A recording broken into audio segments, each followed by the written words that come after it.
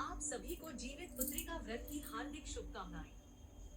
आज हम एक अत्यंत महत्वपूर्ण कथा सुनाने जा रहे हैं, जो सभी माता बहनों के लिए अनिवार्य है, जो इस व्रत को रखते हैं। यह कथा सुनने से आपके पुत्रों की आयु लंबी होती है और उनके ऊपर आने वाले सभी संकट दूर हो जाते हैं।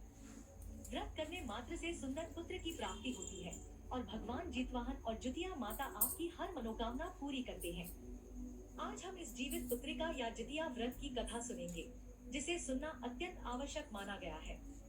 यह व्रत अश्विन मास के कृष्ण पक्ष में रखा जाता है। सप्तमी के दिन नहाय खाए से व्रत आरंभ होता है और नवमी को इसका पारण किया जाता है। जीवित पुत्रिका का यह व्रत पूरे वर्ष के व्रतों में सबसे महत्वपूर्ण माना जाता है। इसका उद्देश्य है पुत्रों की आयु में वृद्धि और उनके जीवन में आने वाले सभी संकटों को दूर करना। जो भी इसे सच्चे मन और पवित्रता से करता है, उसके बच्चे और परिवार पर आने वाले सभी संकट टल जाते हैं। अब कथा का आरंभ करते हैं। नर्मदा नदी के किनारे एक विशाल पाकड़ का पेड़ था और उस पर एक चिलर चिड़िया का घोंसला था। उसी पेड़ के नीचे एक सियारिन अपनी खो में रहती थी। चिलर और सियारिन में गहरी मित्रता थी और वे आपस में अक्सर बातें करती थी। सतयुग का समय था, जब सभी जीव जंतु एक दूसरे की भाषा समझ सकते थे। पेड़ पौधे भी जीवों से बातें करते थे। एक सुबह चिलर चिड़िया ने नर्मदा नदी की ओर देखा और सियारिन से कहा, बहन, आज का दिन कुछ खास लग रहा है। सियारिन ने पूछा, क्या खास है आज?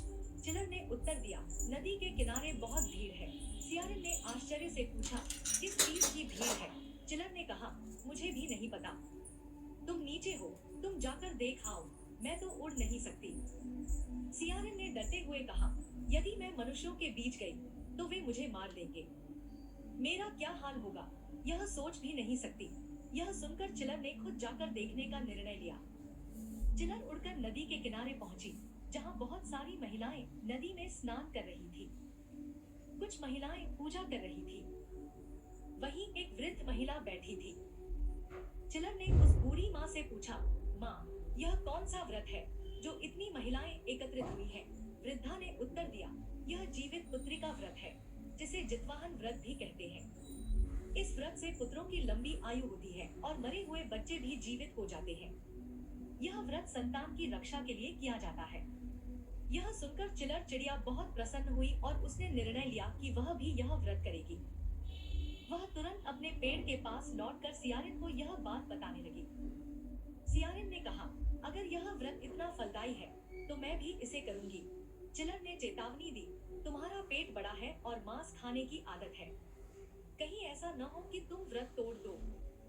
सियारिन ने विश्वास दिलाया, नहीं बहन, मैं इस व्रत को अवश्य पूरा करूंगी।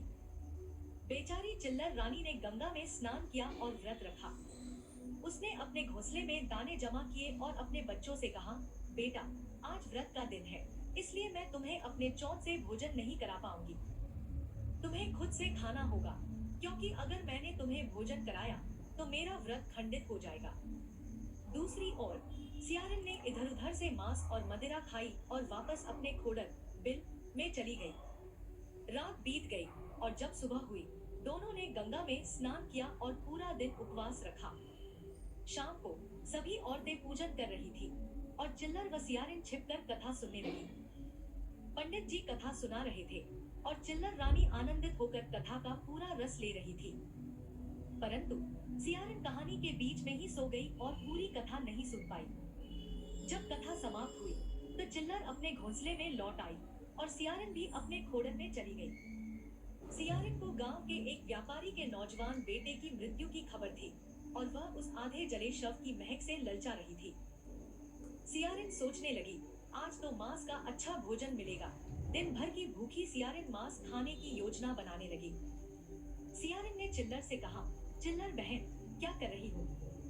चिल्लर ने उत्तर दिया, बस अपने बच्चों के पास बैठी हूँ और भगवान की लीला देख रही हूँ। कुछ देर बाद सियारिन ने फिर पूछा, चिल्लर बहन, सो गई क्या? चिल्लर ने फिर उत्तर दिया, नहीं बहन, भगवान का ध्यान कर रही हूँ। चिल्लर को यह महसूस हुआ कि सियारिन के मन में कुछ चल रहा है, इसलिए उसने इस बार उत्तर न देने का निश्चय किया। सियारिन ने चौथी बार फिर पूछा, चिल्लर बहन, सो गई या जागी हुई हो, पर चिल्लर ने कोई उत्तर नहीं दिया। सियारिन चुपके से खोडर से निकली और मृत घाट पर चली गई, जहां उसने आधे जले शव को खा लिया। चिल्लर यह सब अपने घोंसले से देख रही थी। सियारिन अपने खोडर में वापस आकर बैठ गई और चिल्लर को देखकर बोली, अरे बहन, पेट में इतनी भूख है कि हड्डियां टूट रही हैं। चिल्लर ने कहा, मैंने तो तुम्हें मृत घाट पर मांस खाते देखा है। सियारिन पटपटाती रही और सुबह होने का इंतजार करने लगी। सुबह होते ही सियारिन और चिल्लर दोनों ने गंगा में स्नान किया। स्नान के बाद सियारिन मृत घाट पर जाकर बचा हुआ मांस खा आई। दूसरी ओर चिल्लर ने पूर्ण नियमों का पालन करते हुए गवाले की गौशाला में जाकर दूध मांगा। ग्वाला प्लास के पत्ते से बने दोने में दूध लेकर आया। उसने अपनी चीलर चिड़िया को दूध दिया, जिसने उस दूध से अपना व्रत खोला। इसके बाद वह गंगा तट पर गई, जहां लोग प्रसादी चढ़ा रहे थे। वहां कुछ प्रसाद गिरा हुआ था, जिसे चीलर ने अपनी चोंच में उठा लिया और अपने घर ले आई। वह अपने बच्चों से बोली, आओ बच्चों, तुम्हारे और अपने लिए भोजन लाई हूँ, खा लो। उसने अपने बच्चों को वह भोजन खिलाया और आराम किया। समय बीतता गया और कई वर्ष इसी प्रकार बीत गए। जब भी जितिया का व्रत आता, चीलर और उसकी सखी सियारिन दोनों व्रत रखती। चीलर हर बार अपने व्रत को सही विधि विधान से करती, लेकिन सियारिन हर बार व्रत खंडित कर देती थी। समय बीतते बीतते एक दिन चीलर कहने लगी, बहन, मेरा अंतिम समय आ गया है। मैं अपने प्राण त्यागने के लिए गंगा में डुबकी लगाऊंगी। सियारिन ने कहा, मैं भी अपने प्राण त्यागने के लिए गंगा में कूदूंगी। जब सियारिन गंगा में कूदने लगी, तो बोली, हे गंगा माता, मैं अपने शरीर को आपके जल में त्याग रही हूँ, लेकिन कृपया मेरा अगला जन्म एक राजघराने में हो। मेरा विवाह किसी राजा से हो और मैं राजा की पत्नी बनूं। इसके बाद चीलर ने कहा, हे गंगा माता, मैं भी अपने शरीर का त्याग कर रही हूँ, लेकिन मेरा अगला जन्म एक व्यापारी के घर में हो और मेरा विवाह एक मंत्री से हो। दोनों ने अपने प्राण त्याग दिए और पुनर्जन्म में दोनों एक ही व्यापारी के घर में जन्मी। सियारिन का नाम शीलावती और चीलर का नाम कपूरावती रखा गया। शीलावती बड़ी थी और कपूरावती छोटी। समय के साथ दोनों बड़ी हुई और उनके पिता ने उनके विवाह के लिए वर खोजने शुरू किए। शीलावती का विवाह एक राजा के बेटे से तय हो गया और कपूरावती का विवाह मंत्री के बेटे से। दोनों का विवाह हो गया और वे अपने अपने ससुराल में रहने लगी। कुछ समय बाद कपूरावती ने एक पुत्र को जन्म दिया और शीलावती ने भी संतान को जन्म दिया, पर उसकी संतान की मृत्यु हो गई। कपूरावती के 7 पुत्र हुए, जो सभी जीवित रहे, लेकिन शीलावती की सभी संतानों की मृत्यु हो जाती थी, जिससे वह बहुत दुखी रहती। शीलावती जलन से कपूरावती के 7 पुत्रों को मारने की साजिश रचती है। उसने सिपाहियों से कहा, कपूरावती के 7 पुत्रों का सिर काट दो। सिपाहियों ने कपूरावती के 7 पुत्रों का सिर काट दिया, लेकिन जितिया व्रत की कृपा से वे सभी पुत्र जीवित हो गए। शीलावती ने कई बार कोशिश की, पर हर बार कपूरावती के पुत्र मरने के बाद भी जीवित हो जाते। धीरे धीरे समय बीतता गया।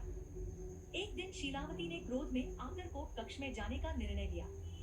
राजा ने पूछा, रानी, क्या हुआ? आप इतनी क्रोध में क्यों हैं?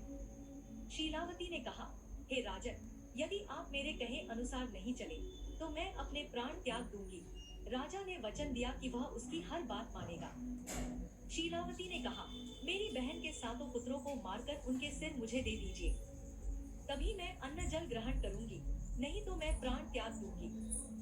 राजा ने सोचा, हे भगवान, यह कैसी निर्दयी माँ बन गई है, जो दूसरों के बच्चों को मारना चाहती है। फिर भी राजा ने वचन पूरा करने के लिए कपूरावती के 7 पुत्रों को जंगल में ले जाकर मार डाला और उनके सिर काटकर शीलावती को दे दिए।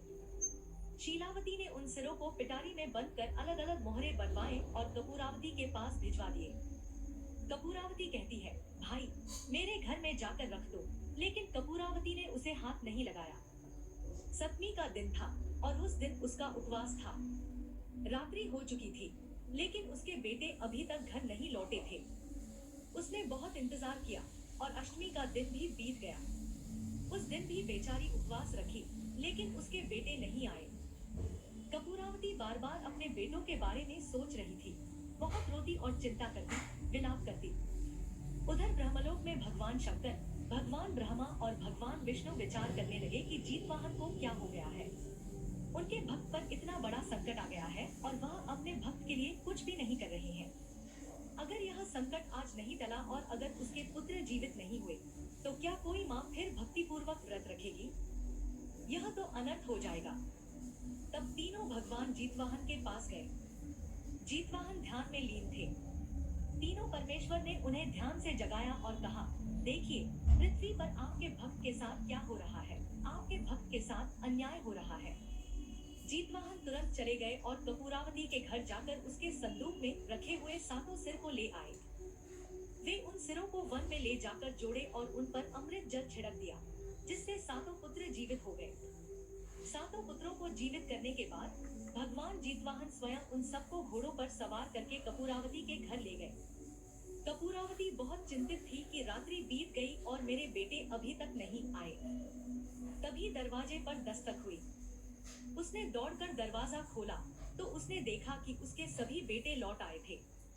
बेटों ने बताया कि उन्हें राजा साहब वन में छोड़ गए थे, लेकिन वे अब लौट आए हैं।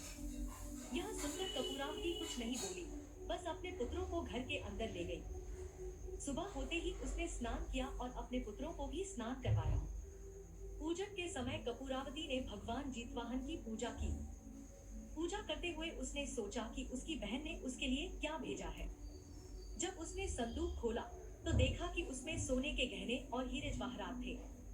कपूरावती ने वे गहने पहन लिए और खुद को आभूषणों से सजा लिया। इधर शीलावती बार बार सैनिकों को भेज रही थी यह देखने के लिए कि कपूरावती कब रोएगी। जब सैनिक गए तो उन्होंने देखा कि कपूरावती और उसके परिवार के सदस्य प्रसाद खा रहे थे और खुश थे।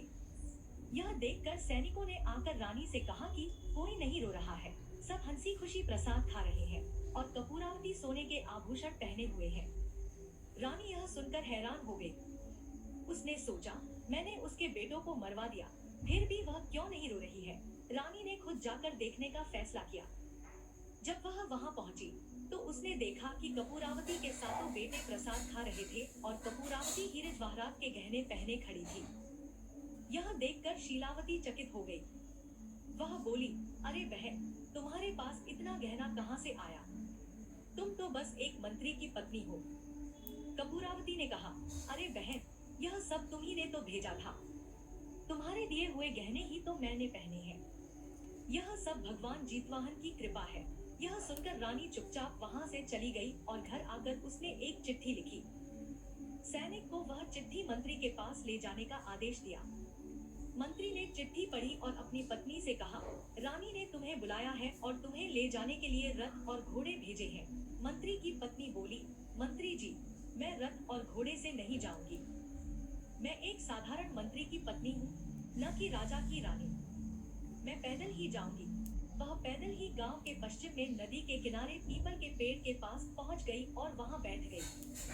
थोड़ी देर बाद रानी भी वहीं आई। रानी ने कपूरावती से क्षमा मांगते हुए पूछा, बहन, कौन सा व्रत करती हो जिससे तुम्हारे पुत्र जीवित रहते हैं और मेरे पुत्र मर जाते हैं? मैंने तुम्हारे बच्चों को कई मारा, फिर भी वे जीवित हो गए। यह कौन सा व्रत है, मुझे भी बताओ। कपूरावती ने कहा, बहन, अपने पूर्व जन्मों को याद करो। तुम एक सियारिन थी और मैं चील थी। हम दोनों ने गंगा में समाधि ली थी और अपने प्राण त्याग दिए थे। मैंने कहा था कि मुझे अपने पूर्व जन्म की याद रहे और तुमने कहा था कि मैं राजा की रानी बनूं। इसलिए तुम्हारा बच्चा मरता है क्योंकि तुमने व्रत खंडित किया था। मैंने व्रत पूरी श्रद्धा से निभाया था और यही कारण है कि मेरे पुत्रों की आयु लंबी है। शीलावती ने कहा, बहन, मुझे भी इस व्रत की विधि बताओ। कपूरावती ने बताया, हम कुश की कीर्ति बनाते हैं, जितवाहन की पूजा करते हैं और फल अर्पित करते हैं। पूरे दिन और रात निराहार रहते हैं और किसी भी प्रकार का अन्न ग्रहण नहीं करते हैं। इसी वजह से मेरे पुत्र मरकर भी जीवित हो जाते हैं। शीलावती ने कहा, ठीक है बहन, मैं भी यह व्रत करूंगी। समय बीतने पर जब अश्विन मास आया तो दोनों बहनों ने गंगा में स्नान किया और नियम अनुसार व्रत रखा। व्रत तोड़ने के बाद उन्होंने जितिया व्रत की कथा सुनी। धीरे धीरे समय बीतने पर शीलावती को भी संतान प्राप्त हुई और उसकी संतान जीवित रही। कपूरावती को भी एक और पुत्र हुआ और सब संतानें जीवित रहीं। कपूरावती को 8 पुत्र हुए और शीलावती को 2 पुत्र। दोनों की संतानें लंबी आयु प्राप्त कर गई। प्रेम से बोलिए, जितवाहन भगवान की जय, जितिया माई की जय। प्रिय दर्शकों, यह थी चील और सियारन की कथा। इस कथा को सुनकर हमें भगवान से प्रार्थना करनी चाहिए कि हमारे पुत्रों की लंबी आयु हो और हमारे घर में सुख शांति बनी रहे।